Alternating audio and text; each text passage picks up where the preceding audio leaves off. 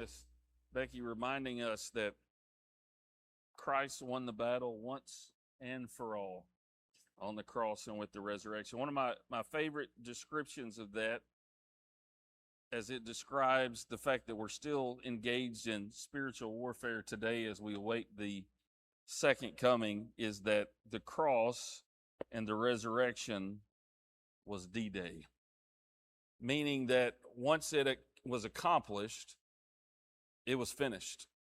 The outcome was guaranteed. There was no doubt that the victory had been secured, but in the meantime, we've still got to march all the way to Germany, if you will. And that was left behind. There was still time left in the war, and there were still battles and fights and loss and pain and sorrow. But when you look back on it historically, after D-Day was successful, the war in Europe pretty much was deemed over by those in charge. That's easy to say when you're not out there fighting it from that point on. But I like that analogy that the cross was D-Day. It guaranteed the victory. I invite your attention this morning to Matthew chapter 5. Matthew chapter 5, we're going to be looking at verses 13 through 16 this morning. Matthew chapter 5, verses 13 through 16. And in these verses, and this is part of the Sermon on the Mount, and one of the things I like about the Sermon on the Mount is understanding, in my mind, I think of this as Jesus's stump speech. Now, I don't mean that Jesus was running for office or he was trying to get elected or anything like that, but what I mean by that is we look at the Sermon on the Mount, and I think if we're not careful sometimes, we think it was a one-time event. But really, this is what Jesus preached and what he taught everywhere he went. And so that's why I like to think of it as his stump speech, if you will, because whether he was in Capernaum or Bethany or Bethlehem or wherever he was going as he was traveling, this was his primary message along with the other things that happened. And he's just concluded the Beatitudes, which kind of turn everything up on its head from a religious perspective at the time. And then he gets to verses 13 through 16. And I've always enjoyed this analogy of salt and light, particularly in light of how we think of what it means today for someone to, quote, be salty. Typically, that's not a compliment. When someone comes in and they're angry and they're frustrated and they're hot and the tempers are raised and it's like, oh, they're a little salty today. You know, beware. If you've got that person at work that can turn into a volcano who erupts from time to time, you may get a warning. Be careful, they're a little salty today as you go into their office to have a conversation. But yet, that's exactly what Jesus wants us to be when it comes to our testimony in this world, is to be salty. Now, not salty like the way we describe it today, but salty in the sense that we are a preserving aspect and a preserving influence. See, Jesus and the disciples, as they went around their travels, and they went from town to town and community to community and village to village, they didn't have an igloo on wheels that they drug behind them to hold their provisions in. They didn't have a cooler. They didn't have a refrigerator. I know some of you are probably thinking seriously, like, we get that. We understand that. But salt for them was very important. It was even used as payment in some instances. It was very critical to their everyday life. It was used for preservation. And at some point, it would become useless. Now, salt in and of itself can never not be salty, because that's what it is, right? It's salt. So by definition, it cannot be unsalty. What it can do is lose its effect, lose its impact. And anytime I think of salt, obviously the first thing that comes to mind living in the day and age in which I live is the seasoning. I don't use a whole lot of salt. I'm kind of sensitive to salt. I'll go places sometime and I'll take a bite of something and think, ooh, that's super salty. And it's a little too much. I'm a little sensitive to it. I don't like it. Now, pepper, on the other hand, I like pepper. In my opinion, you almost can't have too much pepper. Unless it's one of those instances where someone left the lid loose and you go to pour it on, and the whole thing dumps out on your potato or whatever you're putting the pepper on. That's a little too much. But anything short of that is fine. But when we think about salt's impact and its ability to preserve, and its ability to preserve and protect meat so that they could keep it and use it without refrigeration, at a certain point, it would lose its effectiveness. And when it lost its effectiveness, they would just throw it out into the roadways and the pathways. It would prevent things from growing. It still had just enough salt to kind of help with that. It would pack things down, or they would throw it out into the trash heap, and it was useless. And so when Jesus gives this analogy, he wants us to understand that we are to be a preserving influence on the world. And really, that's the idea, is that that's our power, if you will, as God's children in the world, is to go out and to exercise influence. Whatever influence we have, and that starts with the folks in our home, and then those around us and those we're closest to, and it continues to expand out depending on our roles in our lives and how many people we interact with. We're to have a positive influence, a Christian influence, and influence for the kingdom of heaven. And the assumption is, when Jesus makes this statement, that we're already living out the Beatitudes. We're already poor in spirit. We're already acting in a way that's meek. We're already mourning over our sin. We're already hungering and thirsting for righteousness, and that's what we're pursuing, and that's what we're chasing. We're already living a life where we're treating folks mercifully. We're already pure in our hearts because it's been replaced with the Spirit of God, and so our heart are pure, and we're seeking to see God, and we're making peace. And because of that, we are in conflict with the world, and therefore there is enmity with the world at large. And here's the other thing we have to understand to be able to grasp this analogy. The world is evil and dark. Now, I know that sounds foreboding and sounds like something we don't like to talk about in our modern world, where we want everything to be positive and light and very, very much put a smile on your face, turn that frown upside down, all that kind of positivity thought process. And this is a positive message, but to understand the positivity and the positive nature of our influence, we have to first understand and realize that the world in which we live, that is apart and separate from God, is dark and foreboding and evil and is against God. And it's with that understanding that Jesus challenges us to then go into that darkness and influence it as if we were salt and as if we were light. Let's look at Matthew chapter 5, verses 13 through 16, and see what Jesus tells us. He says, "You are the salt of the earth. But if salt has lost its taste, how shall its saltiness be restored? It's no longer good for anything except to be thrown out and trampled under people's feet. You are the light of the world. A city set on a hill cannot be hidden. Nor do people light a lamp, put it under a basket, but on a stand, and it gives light to all in the house. In the same way, let your light shine before others, so that they may see your good works and give glory to your Father who is in heaven." As we look at this passage this morning, the figures of salt and light emphasize, if you will, different characteristics of what it is and how we are to influence. But the basic purpose is the same. And so we're going to look at both from the aspects of that, understanding that the world is full of corruption, it's full of darkness, and it's full of things that are at enmity with God or are in active and open rebellion against God. And so for us as believers functioning in the kingdom of heaven, in God's dominion, the problem is the danger of failure, and our purpose is to go out and to glorify God. And we're to do so in a way where we remain salty, we remain bright in our light, so that we can influence the darkness that is around us. So First and foremost, the presupposition here that we have to understand is the corruption and darkness of the world.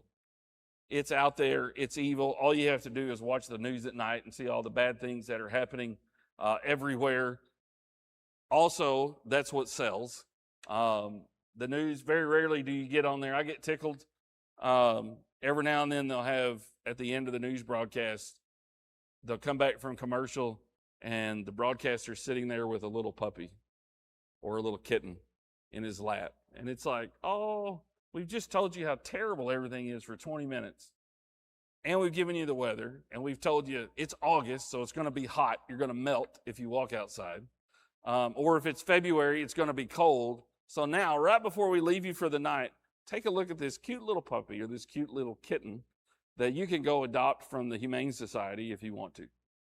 And it's supposed to create grins and giggles and fuzzy feelings and all, so that when the broadcast ends, that's what we remember. We don't remember all the foreboding news that they told us, all the death and the murder and the economy's tanking and gas prices are going up and the weather's hot and everything's miserable. What you walk away emotionally with is the feelings you got from that little puppy. And so it's kind of a bait and switch, if you will. But what Jesus wants us to understand is that when we are living for Him, when we belong to Him, we're something different than the rest of the world. Because we have the Holy Spirit indwelling us, we've been redeemed, we should have a different worldview, we should have a different perspective on life, and we should be living and walking in a way that separates ourselves from anything and everything else. At times, he calls this a call for holiness, or the desire to be like Christ, or to walk in His paths and to be a disciple. But here, he just uses the simple analogy of being salt to the world. The idea is that we are the only ones preserving the things that are good in this world. And by good, I mean the things that are godly, the things that are righteous. And so in a sense, I read one author that said, as we look at society as a whole and we indict its culture, that is, in a sense, an indictment on the lack of influence that Christians globally have on our culture. But then you look at it in pockets and you see that influence. What Jesus wants us to understand is that we are to be salt. We are to influence. We are to preserve. And the only way we can do that is when we are living righteous ourselves. When we are pursuing godliness. When we are living in a way that exudes the character of Christ, that seeks to imitate it, that seeks to mimic that, so that we are preserving on the world around us. When we get to a place where people act differently because we're in the room, because they don't want to offend us, and so they act in a better way, that is a sign of our influence. That's a sign of us being salty, if you will. But then as we continue on, you'll notice we're not just to be salt, but we're to be the light of the world. And notice the description here. A city set on a hill cannot be hidden. I'm not a big fan of airports. I don't mind flying. I flew the first time as a child, thought it was pretty cool. My father scared me to death, though. We got on the plane, and there was a button in the handle. Now, I know now, I didn't know at 8 years old, that if you push that button and lean back real hard, the chair reclines. Well, I'd been sitting there pushing it, trying to figure out what in the world it would do, but I wasn't pushing back on the seat, so it did nothing. And so finally, the flight attendants come around and they're making sure everybody's buckled into their seat belt. And they start doing the instructions, what to do, which I find amusing. It's like, if we're going down, I don't know that I'm really worried about my oxygen mask at that point. I feel like I've got bigger fish to fry in the moment. But they're doing all the instructions about that. And they finish, and Dad goes, "Oh, they didn't mention it, but don't push that button." Oh, this button here? Yeah, don't push it. Normally they say something about it, but they didn't this time. Well, what is it? Oh, it's the eject button. I was like, they give us an eject button? He's like, yeah, but it won't work till we hit cruising altitude. So if you pushed it, once we hit cruising altitude, you're gone. And I just kind of sat there, was like, is there something I should tell you or not? I was a little worried at that point about the eject button. And then a few minutes later, he told me what it really was. And then I was like really excited because my seat would recline. And then he told me, no, I was not allowed to recline my seat because the gentleman sitting behind us was like 6'8". And he's like, you're not going to sleep, like leave your seat up. So he's comfortable. But when we think about that, one of my things that I do enjoy about flying, especially if it's at night, is when you can look out the window and it's clear and you can see the cities lit up as you're flying back. Now, my most common flight routes at my last company were coming back from Tampa to Little Rock. So there's a whole lot of lights at first and then not very many. There's not a whole lot of big cities over Alabama and Mississippi and then into Arkansas until you get to Little Rock. But what is cool is if the timing is right, if there's something happening at the local high school football stadiums that shows up even from 30,000 feet, when you look down in the midst of all that darkness, you can see that light. Now, you may not be able to tell what's going on, but there's light there and you can see it. And Jesus uses the analogy of a city set on a hill. Now, think about this. This is pre-electricity. So when it got dark at night, it got dark. I'll never forget in 2000 when we had the ice storm and the power was out for, it seemed like months. I think it was anywhere from 1 week to 6 weeks, depending on where you lived. At our house, it was about 3 or 4 weeks. And I went out at night, and if it was cloudy and there wasn't a moon, it was a dark that I had never really experienced before. The closest darkness to that I had ever experienced would be when I would go spend a couple of weeks with my dad's parents when I was growing up in the thriving metropolis of McDougall, Arkansas. But it didn't get too dark there because my grandmother had put a spotlight in that I swear she thought she was trying to identify fighter planes flying in at night. I don't know how bright it is. I'm pretty sure it was visible from space. But it would be like daylight in the backyard when that thing would come on.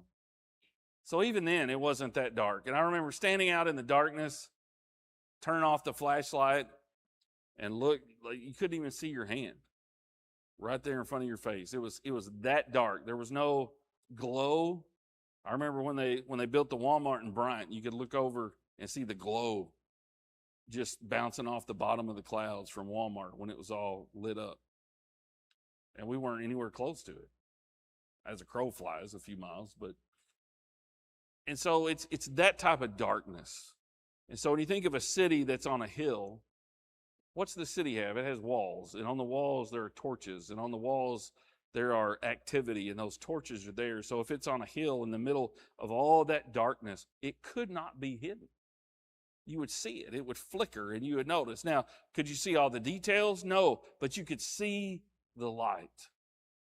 And so the challenge that Jesus is laying before us is to have such an influence and to live so differently because we're abiding by the Beatitudes and because we're living righteously. We're hungering and thirsting for what He has to offer, and we're pursuing that type of lifestyle, and we're exuding that in everything that we do day in and day out, in the way we treat our family, in the way we treat our neighbors, in the way we treat our coworkers and everyone around us, that there's something about that that's different, so much so that it's comparable to a city set on a hill in the middle of the darkness that cannot be hidden.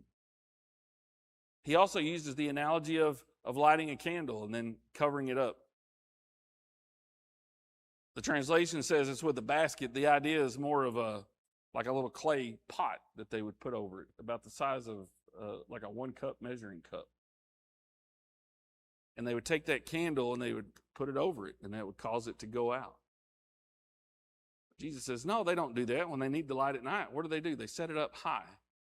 Why? So it can reflect light into the entire room. It's amazing in the middle of pitch black darkness how much light a single candle can put off, especially when you set it somewhere where it can reflect a little bit. What Jesus wants us to do is to be a reflection of him, a reflection of his character, a reflection of his nature.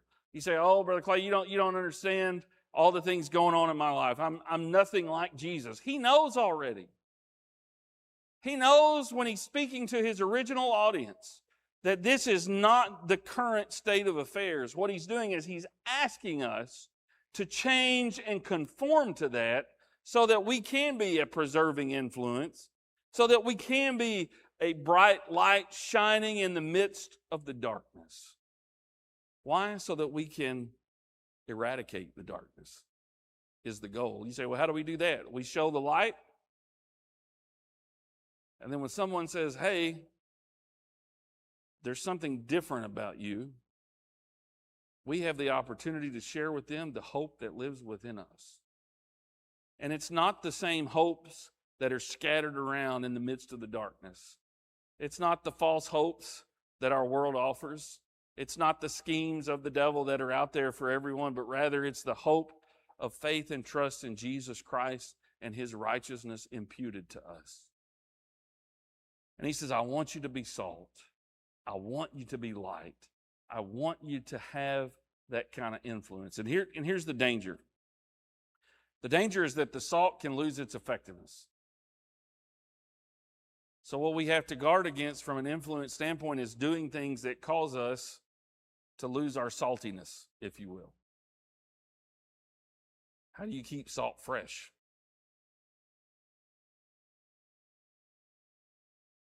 I don't know if we're actually talking about real salt. Not sure how to keep, my answer to keep everything fresh is put it in a Ziploc. Well, obviously we're not going to put ourselves in a Ziploc bag. I mean, that would garner attention. So I guess that worked. Why are you in a Ziploc bag? Oh, I'm glad you asked. Let me tell you about the hope that lives within me. No, they're going to think you're nuts. Not to mention breathing would be hard. So how do we stay salty? We keep our influence intact. We keep our testimony intact. We make sure that we're living properly day in and day out and that we're seizing every opportunity to have that influence. How do we keep our light bright? The same way. We don't hide it, but we put it somewhere where it can be seen. In other words, we take a step out and allow others to see Christ within us. How do we do that? We treat one another with peace and with mercy, and we pursue righteousness. And notice the ultimate purpose in all of this in verse 16. Let your light shine before others so that they may see your good works and give glory to your Father who is in heaven. All of this is not to garner attention or glory for ourselves. It's to glorify God. Jesus is there and he's preaching this and he's teaching this and he's radicalizing their minds. They're not used to hearing these type of things said or spoken. They're used to being told you have to go and offer a sacrifice. You have to keep these rules and these rules. And he says, no, I want your spirit to be humbled. I want you to treat people correctly. I want you to pursue righteousness and live rightly and then go out and influence everyone around the world. And guess what? The world's going to persecute you for that, but it's okay. I want you to influence it just like salt preserves meat. I want you to preserve the culture around you. And just like light in a city cannot be hidden, I want you to shine that light before the world so that you can glorify God. Because what are we doing? We're reflecting God's character. We're reflecting God's nature. And by being that light that's unable to be hidden, we're saying there's a different path. There is a way. Christ is that way. Come to him and be saved and be redeemed and be forgiven. And you too can live a different life. And the world can see it. So the challenge for us today is how strong is our salt and how bright is our light. Don't hide it. Let it be seen. Not to glorify ourselves or not to glorify anything or anyone else, but to glorify God. That's what Jesus is asking us to do. Let's go to the Lord in prayer. Father in heaven, we come to you this morning. We thank you so much for Christ and Him crucified and risen again. We thank you for the fact that you called us to have influence on the world around us, the fact that you want us to be salty and to be bright. Father, allow us to be that influence, work through us, give us opportunities to share your word, give us opportunities to be that preserving and that glowing aspect so that we can pierce the darkness that is the world in which we live. Father, we thank you for your sacrifice. We thank you for the forgiveness of sins we have through you and your grace and your mercy. Be with us as we go. May we always serve you. We ask it all in Christ's name and for his sake. Amen. If you'll stand with me, please.